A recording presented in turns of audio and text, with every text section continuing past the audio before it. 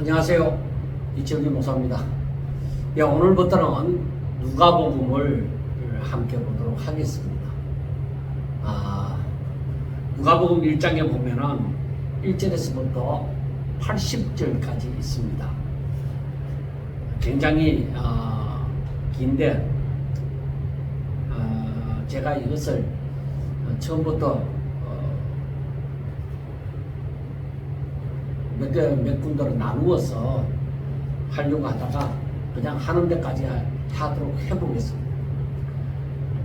자, 누가복음에 보면은 먼저 누가는 이 편지를 자신이 왜 쓰는지 그걸 밝혀놓았습니다.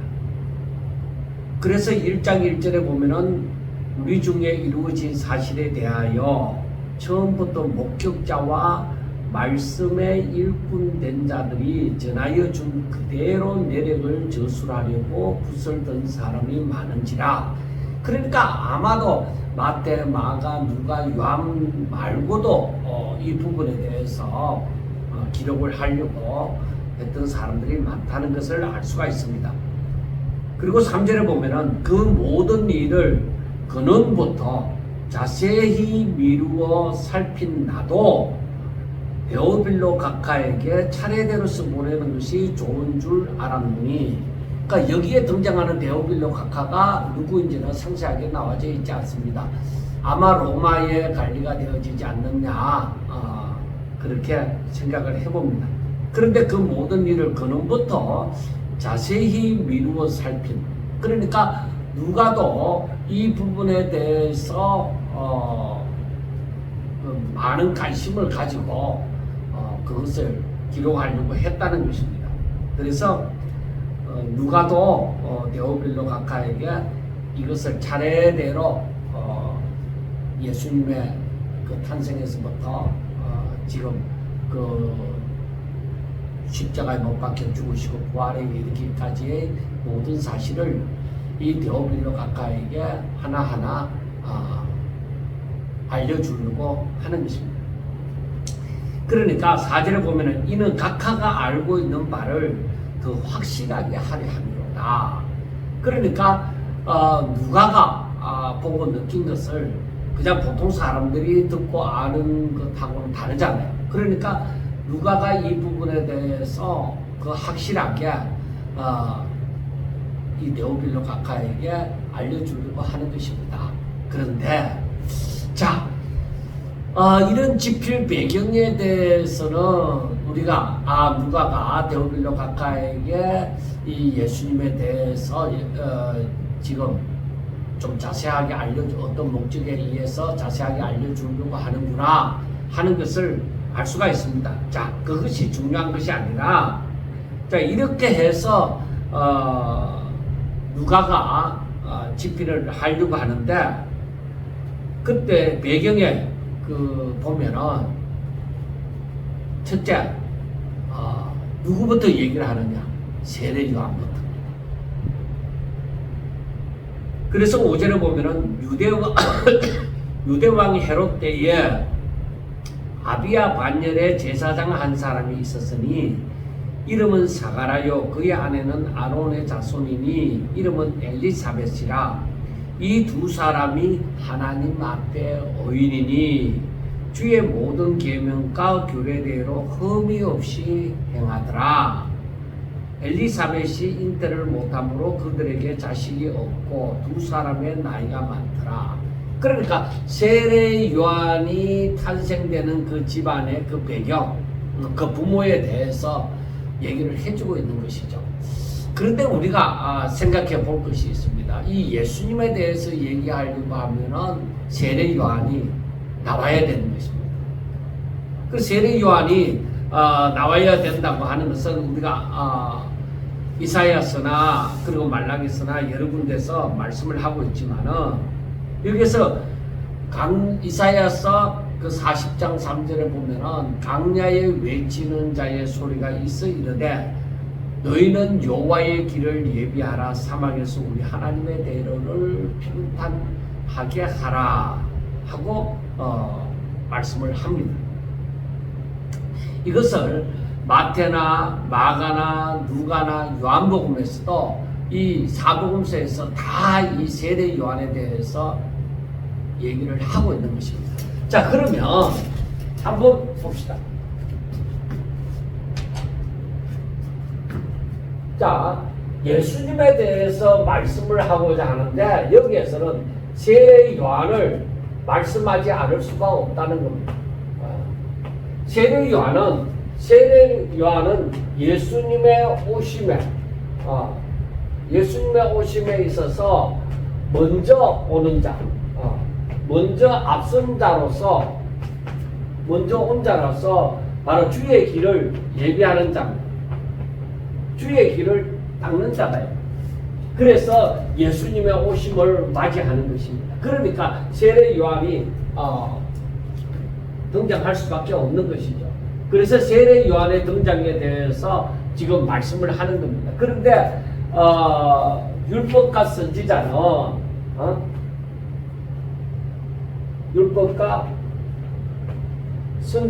율법과 선지자, 이거는 세례 요한까지다. 이제부터는 뭐요? 이제는 예수님의 시대가 되어진다.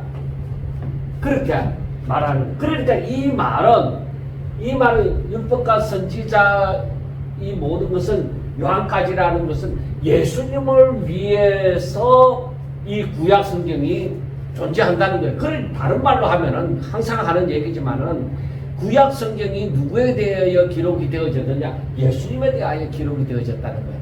그러니까 성경을 읽고 또 읽고 그 의미를 제대로 알아가다 보면은 아하, 구약이 예수님에 대해서 말씀을 하고 있구나 하는 것을 알게 되어지는 것입니다. 그래서 우리가 생각하는 것이 무엇이냐? 왜 구약 성경이 예수님에 대해서 얘기를 하고 있느냐? 자, 우리가 또 얘기하는 것이 무엇이냐? 아담이 하나님의 말씀에 대해서 불순종함으로 말미암아 죄인이 되어졌잖아요. 그런데 이 죄인은 하나님의 복을 그리고 하나님의 뜻을 누릴 수가 없는 겁니다. 이룰 수도 없는 겁니다. 이것을 하나님의 뜻을 이룰 수도 없는 것입니다. 그러니까 하나님을 경외하는 삶을 살지 못하는 거예요. 죄인은. 그러면 하나님의 계획대로 되어지지 않는 거잖아요. 그래서 하나님께서 이 죄인들을 어떻게 하느냐? 이 하나님의 뜻을 이룰 수 없는 사람들을 어떻게 하느냐? 이들에 대해서 죄인들의 죄를 없애고자, 죄를 사하여 주시고자 이 일을 위해서 하나님께서 독생자이신, 그러니까 사람들 가운데서는 이 일을 감당할 수 있는 존재가 없다 이거야. 왜? 전부 다 아담의 후손이기 때문에 다 죄인이다. 그래서 죄 없으신 독생자 예수님을 이 땅에 보내사 육신을 입게 하시는 거예요. 그러니까 아담의 후손이 아니라, 그러니까 이 땅에 육신을 입게 하시는데 아담의 후손으로서가 아니라 바로 여인의 후손으로 보내는 거예요. 그러니까 여인의 몸만 빌리지 아담의 후손으로 그러니까 보통 생육법으로 오지 않는다 이 말이에요. 특별한 생육법으로 여인의 몸을 빌려서 바로 성령으로 잉태하여서 오도록 하는 거예요. 여인의 후손으로 오도록 하는 것입니다. 그래서 지금 이 일을 위해서 예수님이 이제 등장을 해야 되는데, 그래 그 부분에 대해서 이 구약 성경이 이 아담이 불순종한 데서부터 이렇게 사람이 세상에 어느 누구도 자신의 힘으로서 자신의 능력으로 구원받을 수 없다는 것을 성경이 얘기하는 거예요. 그래서 율법은 뭐요? 구원받는 길을 제시하는 것이 아니라 인간 자신이 죄인이므로, 그리고 죄인은 아무리 노력을 해도 구원받을 수 없다. 의인은 없나니 하나도 없다. 그래서 율법은 죄를 깨닫게 해주는 거예요. 그래서 예수님께로 인도를 하는, 그 구실을 하는 것입니다. 목각 선생이 되어진다 이 말입니다. 그래서 이 여인의 후손으로 오게 되어지는 이것이 바로 누가복음 1장에 바로 기록이 되어져 있습니다. 자, 이 부분을 먼저 이 예수님이 오심에 있어서 먼저 온 자, 이 구약이 이제 예수님의 오심을 이제 길을 예비하는 자, 길을 예비하는 자가 누구냐? 그래서 회개하라. 천국이 가까이 왔느니라 하는 자가 바로 세례 요한입니다. 그리고 주인공이 나타나시니 주인공이 바로 누구냐? 예수님이시다. 바로 이 말입니다. 그런데 세례 요한의 탄생에 있어서 먼저 제사장 사가라가 있습니다. 그 아버지 사가라 있고, 그리고 그의 어머니는 엘리사벳이 있습니다. 자, 이 사람들은 여기 성경에서 말씀하는 대로 보면은 이 두 사람이 뭐요? 하나님 앞에 의인이다. 이 사람들이 하나님 앞에 의인이다. 의인인데 이 사람들이 왜 의인이라는 소리를 들었냐? 주의 모든 계명과 그리고 규례대로 흠이 없는 자들. 그러니까 이 말을 우리가 잘 알아야 됩니다. 제 자신도 이 부분을 두고서 많이 생각해보고 했는데, 이게 뭐냐? 의인이라는 말을 하고 계명이나 규례를 지켜 흠이 없는 자라고 얘기를 하잖아요. 그러니까 이것은 바로 하나님 앞과 사람 앞에서 두고 생각을 해야 돼요. 하나님 앞에 의인은 뭐요? 없습니다. 하나님 앞에 의인은 없다. 그 사람 앞에 의인은 뭐요? 있는 거예요. 그러니까 하나님께서 주신 그 계명이나 규례대로 그대로 지켜 행하는 자들. 그러니까 죄가 없다는 게 아니에요. 그러니까 사람으로서 사람 앞에서 의인이지 하나님 앞에서 의인이다. 그러니까 여기 보면은 이 두 사람이 하나님 앞에 의인이니 하고 말씀한 것은 하나님이 보실 때 사람들 가운데의 의인이다 이 말입니다. 하나님 앞, 그러니까 하나님께서 보실 때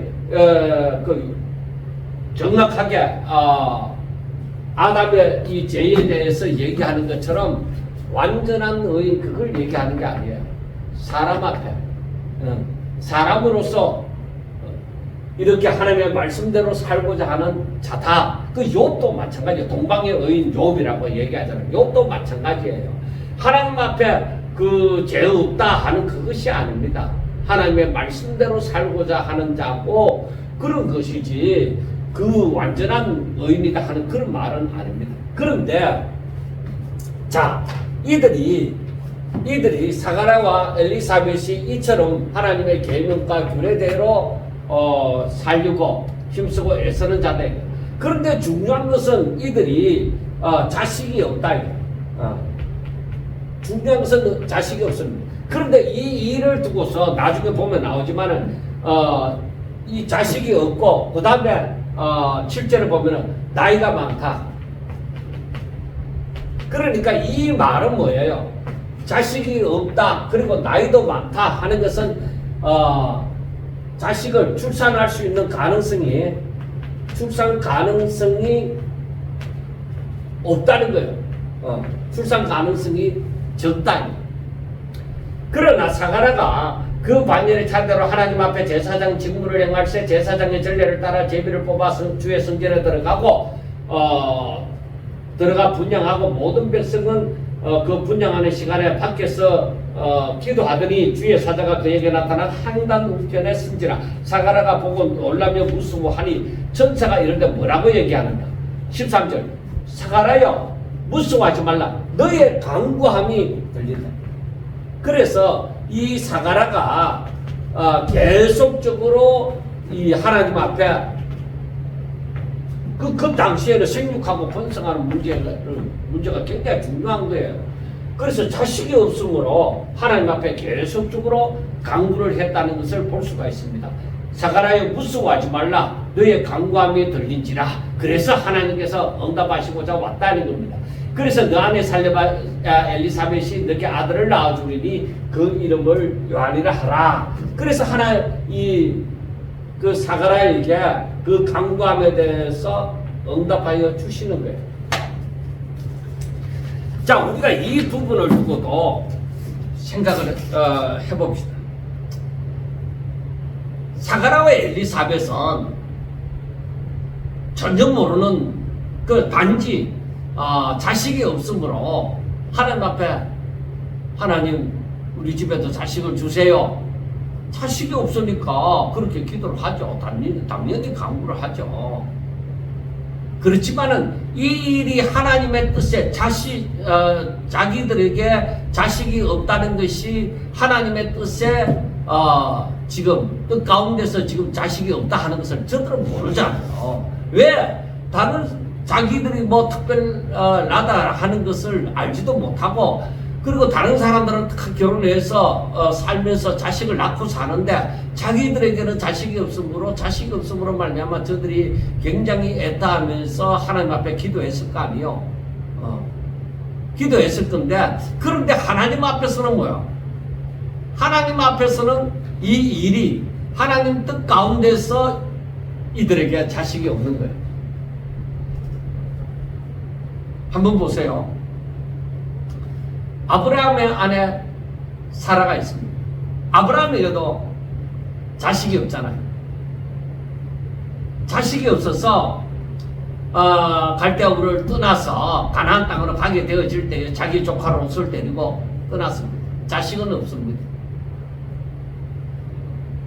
그런데 이제 완전히 단산한 사라가 여자로서 구실을 할 수 없는 그러한 입장이 되어졌을 때에, 그러니까 완전히 불가능이죠. 완전히 불가능한 그 상태에서 하나님께서 자식을 주리라고 말씀을 합니다. 여기에서 의미는 아주 대단한 것입니다. 사람으로는 할 수 없다. 왜? 아이를 낳을 수 있는 그런 가능성이 사라에게서 완전히 여자의 구실을, 엄마로서의 구실을 할 수 있는 가능성이 완전히 없다. 그런데 하나님께서 저를 믿음의 조상이 되게 하시려고 하나님께서 말씀을 합니다. 아브라함아, 내가 너에게 자식을 주어서 하늘의 별과 같이 바닷가의 모래와 같이 많게 하리라. 그로 말미암아 세상이 복을 받으리라. 그렇게 말씀을 하신 거예요. 그리고 그와 함께 내가 언약한다. 그렇게 말씀을 하셨잖아요. 그러니까 아무것도 없는 가운데서 하나님의 말씀만이 있습니다. 그러니까 아내 사라에게서 가능성이라는 것이 전혀 없는 가운데서, 그 가운데서 하나님의 말씀만 존재합니다. 그런데 말씀은 뭐예요? 곧 생명인지. 그 말씀이 존재함으로 말미암아서 이제 아들이 오는 거죠. 하나님께서는 아브라함에게 말하죠. 말씀하시죠. 믿으라. 명년 이맘 때 너 안에 사라에게서 아들이 있으리라. 믿으라. 아이고, 내 아내가 이렇게 늙었고 뭐 이제 아이를 낳을 수 없는 입장이고 뭐 다 필요 없습니다. 하나님께서는 아브라함에게 믿으라. 믿으라. 그렇게 말씀을 합니다. 사람은 누구든지 아브라함처럼 사라처럼 그렇게 말을 할 수 있습니다. 왜? 아무것도 없다. 아무것도 없는데 하나님의 말씀만, 자식이 있으리라. 그럼 그 말씀만 있잖아요. 자식의 문제만 아닙니다. 우리 믿음의 문제가 바로 그거예요. 그래서 하나님께서는 아마 아브라함이 완전히 없는 가운데서 할 수 없는 가운데 아이를 낳을 수 없는 가운데 말씀만을 주셨는지 모릅니다. 믿음이 바로 그거잖아요. 아무것도 없다 이거. 보이는 거 없고 잡히는 거 없다 이거요. 그 가운데서 하나님의 말씀만이 있어요. 그걸 믿는 것이 믿음이다 이 말입니다. 그래서 아브라함을 믿음의 조상으로 삼는 것이죠. 그건 믿으라. 그리고 나중에 아브라함에게 이삭을 번제로 드리라고 했을 때도 아브라함은 뭐요? 이제는 그 말씀을 믿죠. 하나님께서 이 아들로 말미암아 언약하시고 모든 것을 약속하셨기 때문에 다시 살리실 줄을 믿는다는 것이죠. 그래서 이삭을 번제로 드리려고 했잖아. 여러분, 그래 하나님의 말씀을 가만히 생각해 보면서 하나님의 뜻이 계신다. 한나 같은 경우도 자식이 없어서 정말 애타는 심령으로 하나님 앞에 기도했잖아요. 한나가 서운하고 정말 기도하면서 그 자식을 낳은 그 사무엘을 하나님 앞에 드렸잖아요. 정말 귀한 존재가 나타났습니다.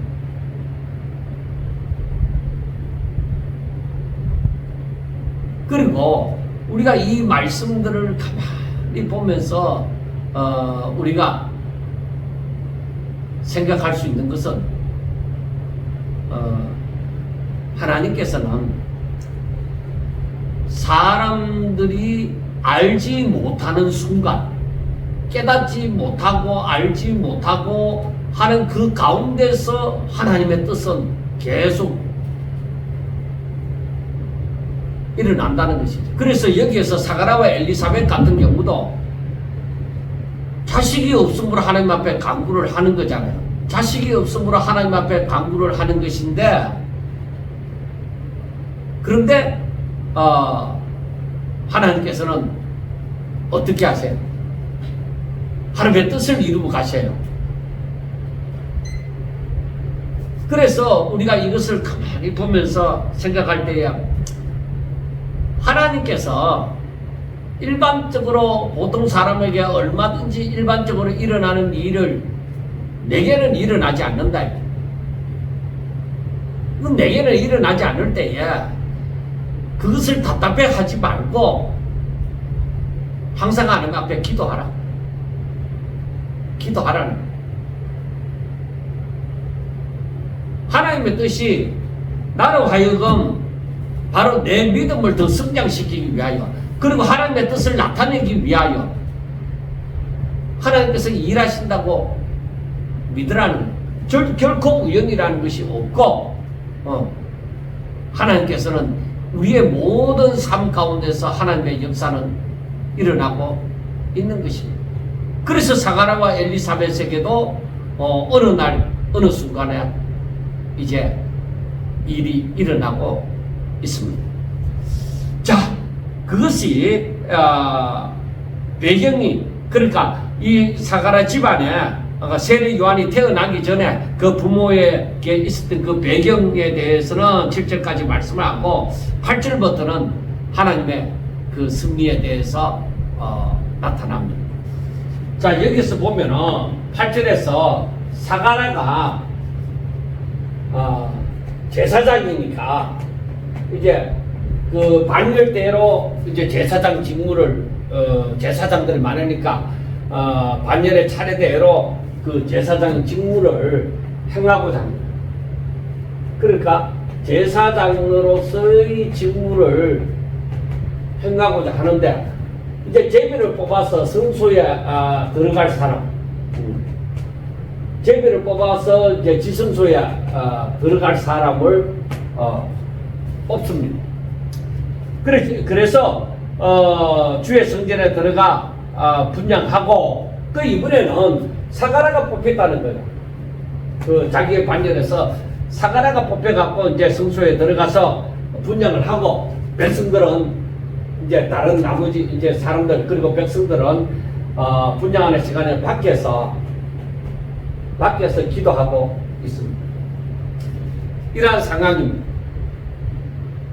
그런데 이제 사가랴가 성소에 들어가서 분양을 하고 있는데, 그런데 어떤 일이 일어났어요? 향단 우편에 주의 사자가 나타났습니다. 그러니까 늘 있어, 그 분양하는 일은 늘 있어 온 일이지만은 주의 사자가 나타나는 일은 깜짝 놀란 일이죠. 그러니까 사가랴가 보고 깜짝 놀랐습니다. 그런데 천사가 얘기합니다. 사가랴야, 무서워하지 마라.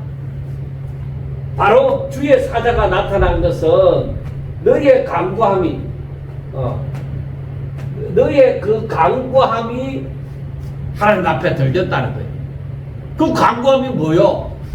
이 간구함은 아들을 달라는 것이죠. 후손을 달라는 것이죠.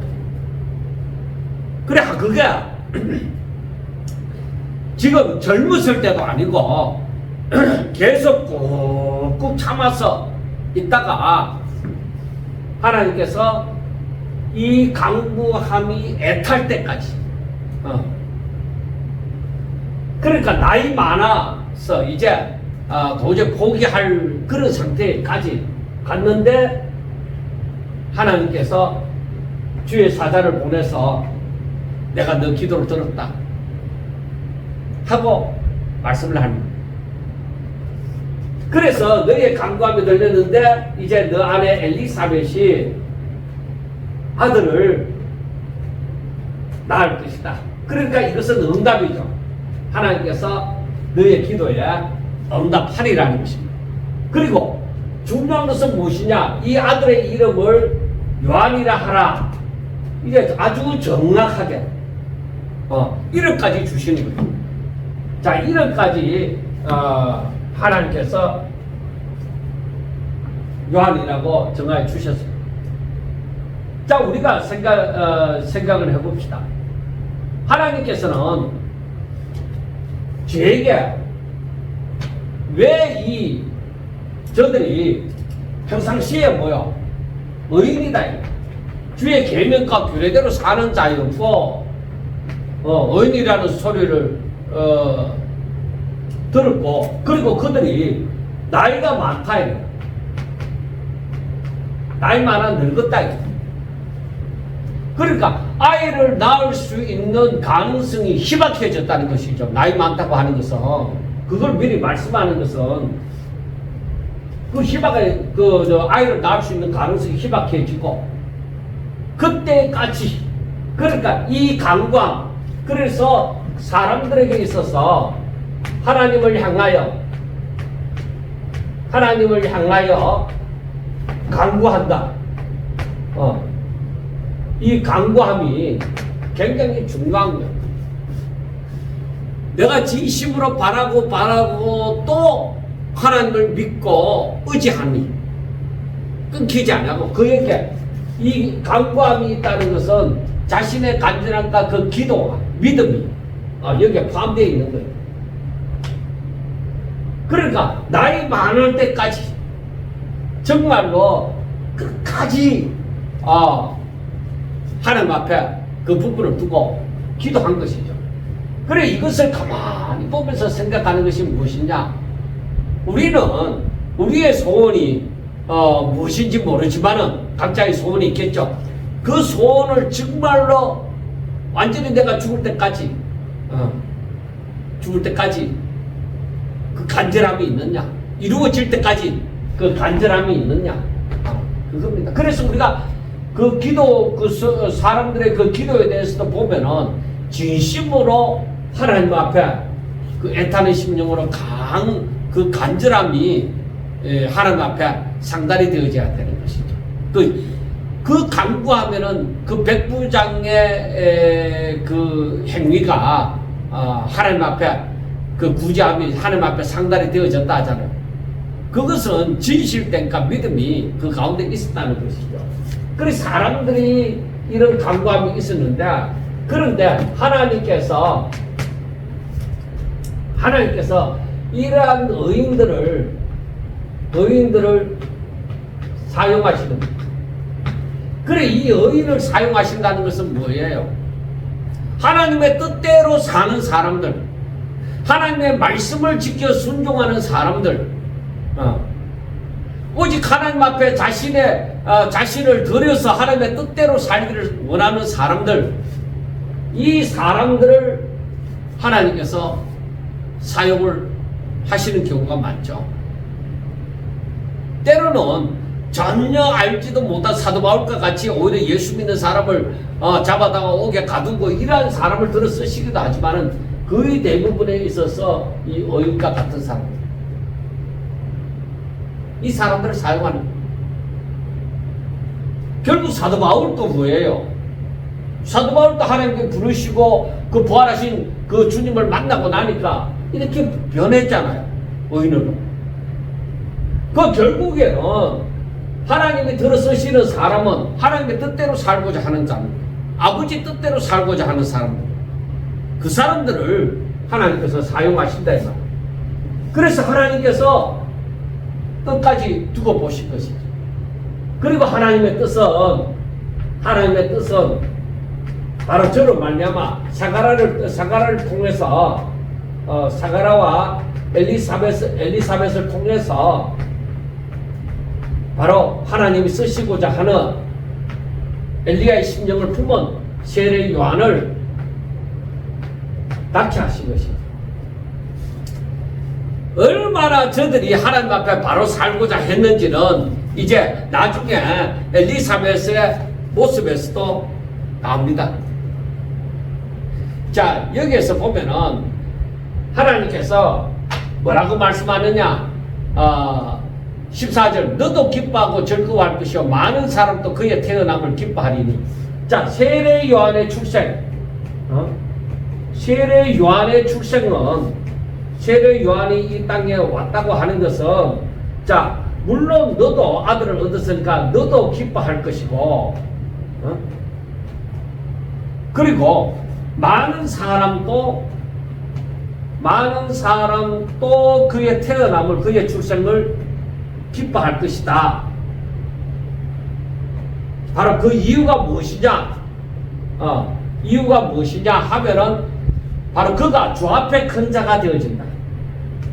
주님 앞에 큰 자가 되어진다. 그러니까 하나님이 들어 쓰시는 하나님의 말씀대로 살아가는, 하나님 뜻대로 살아가는 그런 큰 자가 되어질 것이고, 그 다음에 포도주나 독한 술을 마시지 아니하면 모태로부터 성령의 충만을, 그러니까 나실린으로 포도주와 독주를 마시지 아니하고, 그 다음에 모태로부터 모태 때부터 성령의 충만함을 입는다. 성령의 충만함을 받아 이스라엘 자손을 그들의 하나님께로 돌아오게 할 것이다. 그러니까 이스라엘 자손들을 하나님께로 돌아오게 할 것이다. 하나님께로 돌아오게 할 것이다. 그렇게 하나님의 종으로 살 것이다 하고 말씀을 합니다. 그리고 17절에 가서는 그가 엘리야의 심령과 능력으로 주님 앞에 와서 아버지의 마음을 자식에게 거스르는 자를 의인의 설계에 돌아오게 하고 주를 위하여 세운 백성을 준비하리라. 그러니까 제가 또 엘리야의 심령으로 일을 할 것이다 하고 말씀을 합니다. 그 오리라고 했던 그 엘리야가 바로 이 사람이라는 것을 예수님께서 나중에 또 말씀을 하시죠. 그러니까 하나님께서 이 세례 요한에 대해서 이러한 계획을 갖고 계셨던 거예요. 그런데 사람은 그걸 알지 못하죠. 그런데 제가 생각할 때에 이 부분을 보면서 중요하게 생각하는 것은 이 사가라나 엘리사벳이 하나님의 뜻대로 산 자다. 그러니까 의인이라는 소리를 듣게 되어지는 거예요. 주의 법대로, 주의 뜻대로 살아가는 사람이잖아요. 하나님께서 이런 사람을 들어 쓰신다. 그래서 하나님께서는 바로 이런 사람 밑에 세례 요한이 태어나게 해서 제가 나중에 모태로부터 성령 충만해서 이스라엘을 하나님께로 돌아오게 하고 엘리야의 심령으로 그리고 엘리야의 능력으로 주님 앞에 와서 주의 길을 예비하는 자다 이게. 그러니까 성경이 말하는 주의 길을 이사야서에서 말라기서에서 말씀하는 그 주의 길을 예비하는 자가 되어질 것이다 하는 것을 말씀을 합니다. 그리고 사가랴가 천사에게 이르되 뭐라고 얘기하느냐? 자, 사가랴가 이 말을 듣고 천사에게 뭐라고 얘기하느냐? 자, 사가랴가 항상 뭐요? 너의 강구함이 하나님 앞에 들렸다. 그렇게 말하는데 사가랴가 천사의 말을 듣고서 뭐라고 하느냐? 참 우리 사람이라는 게 그래요. 하나님 앞에 기도는 그렇게 하지만은 정작 하나님의 말씀이 임하면 뭐요? 내가 이것을 어떻게 알겠느냐? 내가 이것을 어떻게 알리요? 이렇게 된다는 것을 어떻게 알겠느냐? 하나님의 말씀이 있어도 내가 그대로 되어진다는 걸 어떻게 알겠느냐? 그렇게 말을 합니다. 그리고 중요한 것은 또 왜 그러냐? 내가 늙었다. 내가 늙었고 아내도 늙었다. 나이가 많으니이다 하고 얘기를 합니다. 그러니까 하나님 앞에 그 강구함이 아마 우리가 볼 때에 이 말을 하는 것을 볼 때에 아마 믿음의 조상 아브라함처럼 늘 자식을 원했다가 아마 엘리사벳도 아이를 낳을 수 없는 그러한 지경에까지 이르지 않았겠느냐? 그렇게도 생각을 해볼 수가 있습니다. 왜냐? 사가랴 생각할 때에 이 말 세례 요한의 출생에 대해서 말을 하는 것이 도무지 믿기지가 않는다. 왜? 자신들의 형편이 이렇게 아이를 낳을 수 있는 형편에서 벗어났기 때문에 이런 말을 한 것이지 않느냐 하는 것이죠. 그런데 중요한 것을 보세요. 천사가 대답하여 이르되 나는 하나님 앞에 서 있는 가브리엘이다. 자, 천사가 뭐라고 하느냐? 이 사가랴에 대해서 나는 하나님 앞에 서 있는 가브리엘 천사다. 그렇게 말을 하면서 이 좋은 소식을 전하여 너에게 말하라고 이 좋은 소식을 전하는 좋은 소식을 전하라고 보냄을 받은 천사다 이거요. 그런데 20절 보라 이 일이 되는 날까지 너가 말 못하는 자가 되어 능히 말을 못하리니 이는 너가 내 말을 믿지 아니함 이거니와 때가 이르면 내 말이 이루어지리라. 그러니까 하나님의 뜻은 분명히 이루어지는데 그런데 사가랴 너에게 벙어리가 되어진다. 왜? 네가 믿지 않았다 이거. 그 믿지 않음으로 말미암아서 자꾸 딴소리를 못하도록 아마 생각해보면 그래. 딴소리를 못하도록 그럼 말을 못하도록 해버리고 그 정표를 보여주는 거죠. 어떻게 알려 하냐? 그래 내 말대 네가 이게 제대로 이루어질 것이다. 너가 그거 이루어질 때까지 너는 벙어리가 될 것이다. 그거 확실하게 믿을 수 있게 되어졌잖아요. 그러니까 네 믿지 않음으로 인하여서 말 못하는 그 벙어리가 될 것이다 하는 것이죠. 그래 때가 이르면 그래 천사가 말하는 때가 이르면 하나님의 때가 이르면은 이 일이 내 말이 다 이루어진다는 거예요. 자, 하나님의 뜻은 때가 되면 하나님께서 말씀하시면 다 때가 되면 이루어지는 거예요. 그러니까 구약 성경에서 이미 엘리야에 대해서 이사야와 그 말라기 선지자가 말을 했죠. 그리고 엘리야의 심령을 가지고 엘리야가 다시 오리라 한 그 엘리야의 심령을 가지고 엘리야의 능력으로 오는 자가 세례 요한입니다. 그러니까 그걸 미리 중요한 시점에 좀 오리라는 것을 얘기를 했죠. 그리고 또 얘기를 한 것이 뭐예요? 예수님 메시아가 온다. 그러니까 엘리야의 심정으로 주의 길을 예비하는 자가 올 것이고, 그 다음에 메시아가 등장하리라 하는 것을 말씀을 해주고 있습니다. 그래서 우리가 이 구약 성경을 보면서 알 수 있는 것이 뭐예요? 주의 길을 예비하는 자, 엘리야가 주의 길을 준비하는 자 엘리야가 오리라. 그리고 메시아가 오리라. 그러니까 사마리아 여인도 얘기했지만 메시아가 오면은 자기들 이 백성들을 구원하시리라. 그래 이스라엘 백성들이 하나님께로 돌아오도록 하는 역사가 일어나리라. 그러니까 이 세례 요한이나 메시아가 전하는 메시지가 뭐예요? 회개하라. 천국이 가까이 왔다. 하나님 나라가 가까이 왔다는 거예요. 여러분 보세요. 왜 회개해야 되느냐? 모든 사람이 죄인이잖아. 그러니까 그들이 회개하고 예수를 믿어야 돼. 왜냐? 하나님의 나라가 이제 가까이 왔다. 누구든지 저를 영접하면 구원을 받을 것이다 하는 그 메시지입니다.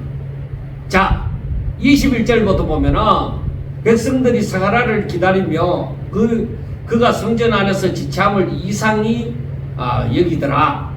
그가 나와서 그들에게 말을 못하니 백성들이 그가 성전 안에서 환상을 본 줄 알았더라. 그러니까 백성들은 이상하다. 사가랴가 나올 때가 됐는데 왜 안 나오지? 하고 생각한 거죠. 이상하다. 무슨 일이 분명히 있을 거야.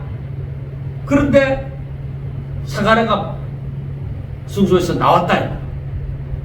나왔는데 말을 못하는 거야. 그러니까 분명히 저 성전 안에서 성소에서 지금 무슨 일이 있었을 것이다 하고 생각한 거죠. 그래서 그가 몸짓으로 뜻을 표시하며 그냥 말 못하는 대로 있더니 그의 직무의 날이 다 되면 집으로 돌아가니라. 그리고 사람들 백성들도 이상하지만은 지금 사가랴가 이 벙어리가 되어져 있으니까 특별한 말을 안 했겠죠. 그리고 아마 우리 생각에는 별일이 없다 하는 식으로 일이 이루어지기까지는 사가랴가 크게 떠벌리고 몸짓을 하더라도 떠벌리지는 않았다고 생각이 되어집니다. 그래서 말 못하는 대로 그대로 있다가 이제 자기 집으로 때가 되어져서 자기 집으로 돌아가게 되어진 것이죠. 자, 천사가 하는 말이 그대로 엘리사벳에게 이제 이루어지는 거죠. 그게 뭐요? 엘리사벳이 잉태하는 것이죠. 자, 엘리사벳이 잉태하고 몇 달 동안 5달 동안 숨어 있음에 이르되 주께서 나를 돌보시는 날에 사람들 앞에서 내 부끄러움을 얻게 하시려고 이렇게 행하심이라 하더라. 그러니까 엘리사벳은 어떤 면에서 남편이 말을 못하지만은 글을 쓰든지 아니면은 어떻게 몸짓을 표현하든지 해서 엘리사벳에게 주의 천사와 만난 그 장면을 얘기를 했겠죠. 그리고 엘리사벳은 이제 아이를 잉태했을 때에 5달 동안, 그러니까 어떤 의미에서는 외부의 사람을 만나지 아니하고 이 하나님의 뜻을 조용히 맞이하고자 한 것이죠. 이 심령이 여러분 이해가 되셔야 됩니다. 우리가 오늘날 세상의 일이 아니라 세상의 일도 그런 때가 있겠지만은 그러나 특별히 하나님의 뜻을 깨달아가고 하나님의 임재를 체험할 때에 세상에서 복잡한 세상에 드러나가서 그 임재를 기다리지 않습니다. 옛날에 목사님들이 조용히 기도원을 찾아갈 때도 여러 가지 이유가 있지만은 그 조용한 곳을 일단 찾았습니다. 예수님도 한적한 것을 찾아서 기도를 했습니다. 저는 이 부분을 생각하면서 엘리사벳의 그 심정, 5달 동안 숨어 지내는 그 심정을 한번 생각해 보았습니다. 지금 하나님의 임재잖아요. 하나님의 뜻대로 아이를 가지잖아요. 그러니까 세상의 말을 많이 듣고 싶지 않는 거죠. 그래서 5달 동안 숨어 있었다는 것은 바깥에 잘 나가지 않고 가만히 진짜 하나님의 임재를 체험하는, 그러니까 아이를 가지게 되어지는, 아이가 자라는 그 뱃속에서 자라는 이 과정에서도 하나님 앞에 더욱더 기도하고 진짜 하나님의 뜻대로 되어지기를 바라고 하는 그 심정이죠. 5달 동안 숨어 지냈다는 것이. 그게 그만큼 귀한 거예요. 오늘날 목사님들이 이 성경을 읽으면서 하나님의 세계를 깨닫게 되어지고, 이게 하나님의 임재로 말미암아 알지 못하였던 것을 더욱더 알아가지고 할 때는 어떤 세상의 사람을 만나고 막 떠들고 읽은 것이 아니라 조용히 성령의 역사를 기다리는 것이죠. 왜? 그 순간은 거룩한 순간이에요. 그리고 그것은 느낀 자만이, 체험해본 자만이 아는 거예요. 너무나도 중요한 거예요. 그 엘리사벳이 바로 그러한 상태에 있었던 것이죠. 그래서 이 엘리사벳도 다 알지 못하였지만은 주께서 나를 돌보시는 날에, 그러니까 아이가 출생하면 사람들 앞에서 내 부끄러움을 얻게 하시려고, 그래 아이를 못 낳는 여자, 거기에서 이제는 뭐요? 아이를 가졌다는 것이죠. 그래 엘리사벳은 지금 현재 이렇게 아이를 잉태한다는 것 이 자체만으로서도 너무나도 기쁜 상태에 있고, 그리고 남편 사가라로부터 이런 주의 천사를 만나며 그 모든 얘기를 듣고 또 남편이 벙어리가 되었던 이것을 보고 하나님의 거룩한 임재라고 생각을 했겠죠. 자, 그 다음에 보세요. 6째 달에, 그러니까 엘리사벳이 아이를 잉태하고 6째 되는 달에 천사 가브리엘이 하나님의 보내심을 받아 갈릴리 나사렛이라는 동네에 와서 다윗의 자손 요셉이라 하는 사람과 약혼한 처녀에게 이르니 그 처녀의 이름은 마리아라. 그러니까 세례 요한이 잉태되어지고 6달이 지났을 때에 천사 가브리엘이 요셉과 정혼한 다윗의 자손, 그래 여기에서 뭐라고 얘기하느냐면은 다윗의 자손 요셉, 다윗의 자손 요셉이라고 얘기합니다. 그러니까 다윗의 가문에 요셉이라는 자하고 종혼한 마리아에게, 이 마리아에게 천사 가브리엘이 나타났습니다. 그러니까 이 당시에 정혼을 했다는 것은 뭐요? 이미 결혼한 거나 다름이 없습니다. 그러니까 이때에 뭐 다른 남자에게 간다, 이거는 바울은 이거는 불륜으로 생각하는 거죠. 그래 정혼을 했다는 것은 이미 짝지어졌다는 거예요. 때를 기다려 결혼을 하면 되는 거예요. 그러니까 이 천사 가브리엘이 정혼한 그 마리아에게 나타났습니다. 그래 아직까지 결혼을 안 했잖아요. 그러니까 합방을 안 했는 것이죠. 그런데 그 마리아에게 지금 가브리엘이 정혼한 상태에 있는 그 가브리엘이 나타났습니다. 그에게 들어가 이르되 은혜를 받은 자의 평안할지어다. 그래 가브리엘 천사가 하는 말이 뭐예요? 은혜를 받은 자, 은혜를 받은 자라고 얘기합니다. 너가 하나님 앞에 은혜를 받아. 그 다음에 주께서 너와 함께 하신다.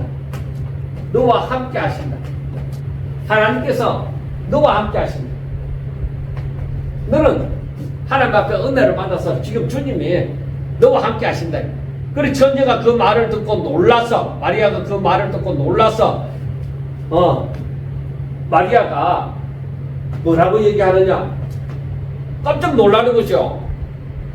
자기는 비천한 종인데, 그 비천한 계집 종인데, 그러니까 별 볼일 없고 유명하지 않는, 이름 없는 그런 존재인데, 어떻게 이런 인사가 어떻게 나에게 하느냐는 것이죠. 이상하다. 어떻게 내한테 이런 일이 일어날까? 아마 두렵고 떨림으로 굉장한 긴장이 되어 있었을 겁니다. 그래서 천사가 하는 말이 뭐라고 얘기해요? 이 상태에 마리아여, 무서워하지 말라. 당연히 무서워하고 있었죠. 무서워하지 말라고 얘기합니다. 무서워하지 말라. 또 말한 것이 뭐냐? 너가 하나님께 은혜를 입었다. 은혜를 받은 자인데, 하나님께 은혜를 입었다. 하나님의 은혜가 너에게 임하였다는 것이죠. 그래, 이게 뭐냐? 너가 잉태하여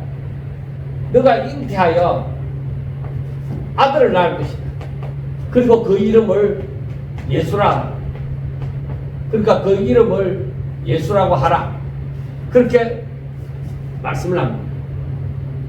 그 세례 요한의 출생에 대해서도 말씀을 하면서 그가 할 일을 말씀해 주셨지만, 여기에도 보면은 32절에 그가 큰 자가 되고, 예수님이 큰 자가 되고 또 지극히 높으신 이의 아들이다.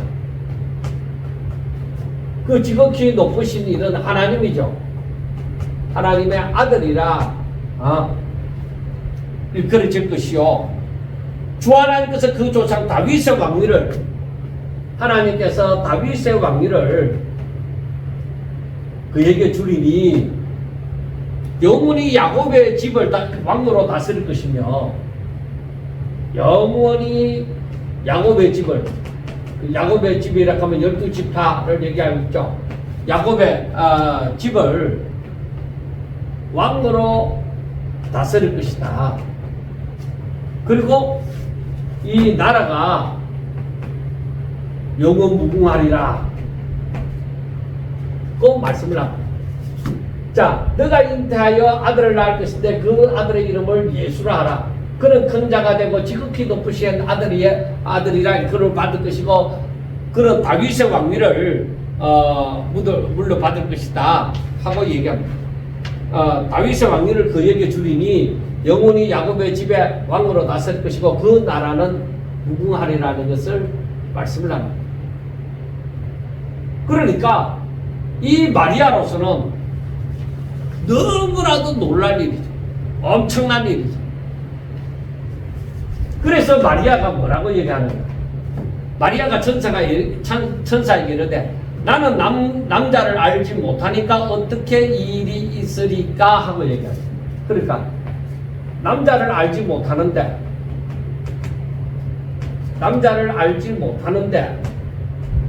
하고 얘기합니다. 내가 정혼을 했지만은 남자를 모른다. 근데 어떻게 잉태가 되겠느냐는 것입니다. 어찌 이 일이 있으니까 천사가 대답하여 이르되, 그러니까 천사가 뭐라고 얘기하느냐? 성령이 임하시고, 성령이 너에게 임하시고 지극히 높으신 이의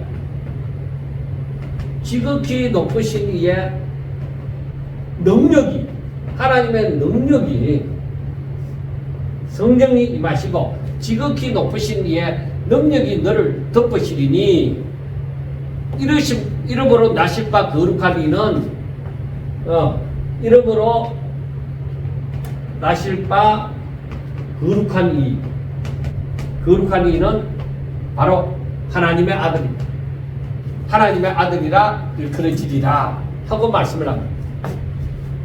그러니까 마리아는 감당할 수가 없는 사람인데 감당할 수가 없죠. 그리고 자기가 대단한 로마 공주의 황제의 딸이나 이런 정도가 되어졌을 것 같으면 와 하고 내게 또 이런 게 있구나 하고 이렇게 하겠지만은 이름 없는 종입니다. 이름 없는 사람입니다.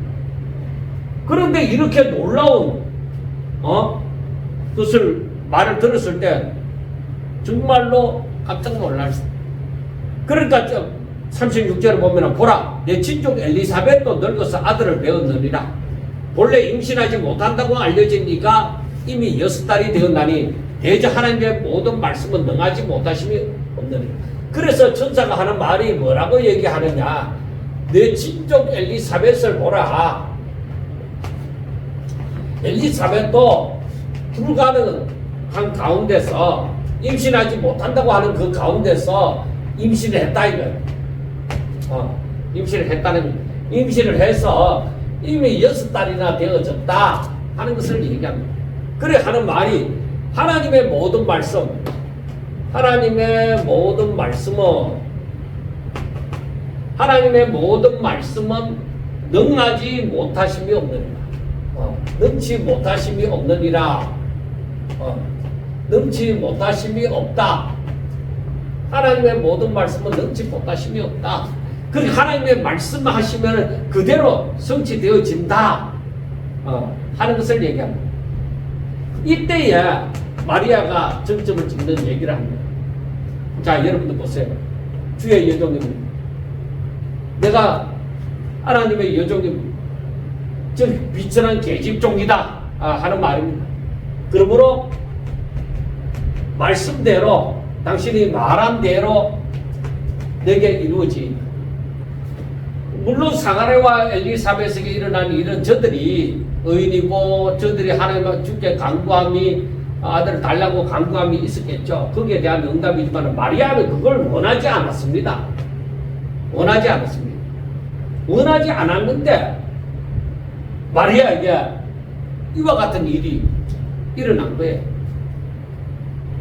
아니 누가 내가 메시아를 낳을 수 있도록 해주세요 하고 기도했겠습니까? 감히 그런 기도를 한 자는 아마 없을 거예요. 그런데 하나님께서 다윗의 자손 가운데 요셉이라는 자, 이 사람은 목수잖아요. 근데 나중에 나오지만은 요셉은 어려운 자라 마리아를 하나님의 주의 천사가 나타나서 마리아 데려오기를 무서워하지 말라. 그렇게 그 말을 들었던 그 요셉이라고 생각해 볼 때에 여러분들 보세요. 이 다윗의 가문의 요셉 그리고 그와 증언한 마리아, 어떤 사람들은 마리아도 다윗의 자손이라고 얘기를 합니다만은 그게 대해서는 정확하지 않습니다. 이 요셉이 다윗의 자손이고 그와 증언을 함으로 말미암아 마리아는 다윗의 가문에 속한 사람입니다.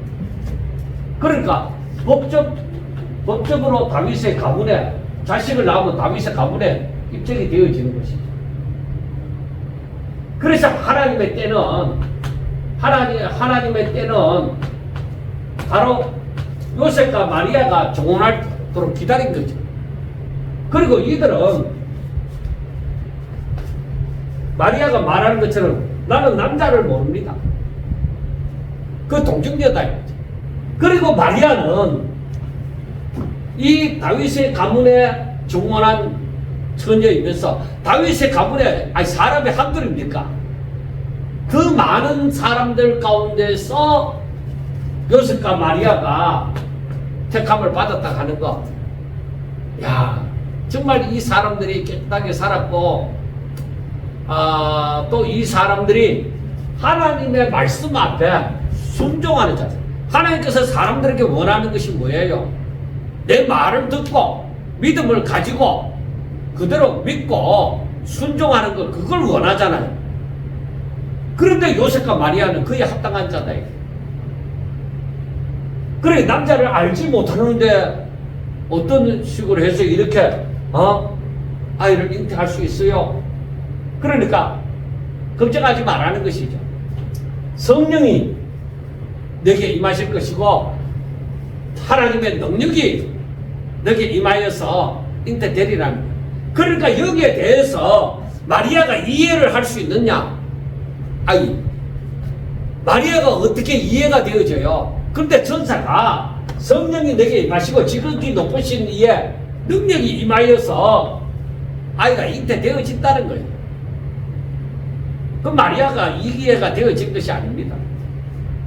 그래서 아이를 낳는데 그런 거룩한 이에 또 하나님의 아들이라 불림을 받는다는 거예요. 그래서 천사가 하는 말이 야 엘리사벳을 너희 친족 엘리사벳을 봐라 아이를 못 낳는다고 했는데 임신해서 지금 벌써 6개월이나 되었다. 그래서 마리아가 하는 말이 이게 이해가 안 되는데도 주의 예정입니다. 내가 다 알지 못하지만은 다 이해하지 못하지만은 말씀대로 이루어지 하나님의 뜻대로 이루어지이다 하는 것입니다. 놀라운 일이지 않습니까? 이렇게 말을 할 수 있다니 여기에서 많은 것을 생각할 수 있습니다. 지금 종문을 했는데 아이를 가졌다고 하면은 문제가 많이 생깁니다. 요셉이 파혼을 할 수도 있습니다. 그렇잖아요. 이 사실이 만약에 밝혀진다고 하면 사람들은 난리 날 거예요. 그래 여러 가지 부수적인 문제를 생각할 때 이거 골치 아프다 이거 뭐 어찌해야 되나 이런 이 말을 마리아가 말한 것을 바라볼 때 그런 골치 아프게 생각한 것도 없어요. 당신의 여종입니다. 당신의 계집종입니다. 내가 당신 것입니다. 그래서 말씀대로 이루어지. 평상시에 마리아의 믿음이 온전치 않았으면 이런 대답이 안 나옵니다. 우리가 이 말씀을 가만히 생각해 보면서 하나님은 정말 우리가 하나님 앞에 쓰임을 받는다고 할 때 우리의 믿음이 어떠해야 되느냐? 아멘. 바로 그겁니다. 아멘. 말씀하신 대로 이루어지이다. 아멘. 그겁니다. 여러분, 세례 요한의 출생이나 예수님의 출생에 대해서 이 모든 것이 하나님의 때에 이루어지기 위하여서 하나님의 때에 이루어지기 위하여서 여기까지 온 거예요. 오늘은 여기까지 하도록 하겠습니다. 다음에 오늘 하지 못한 부분과 아울러서 그렇게 하도록 하겠습니다. 감사합니다.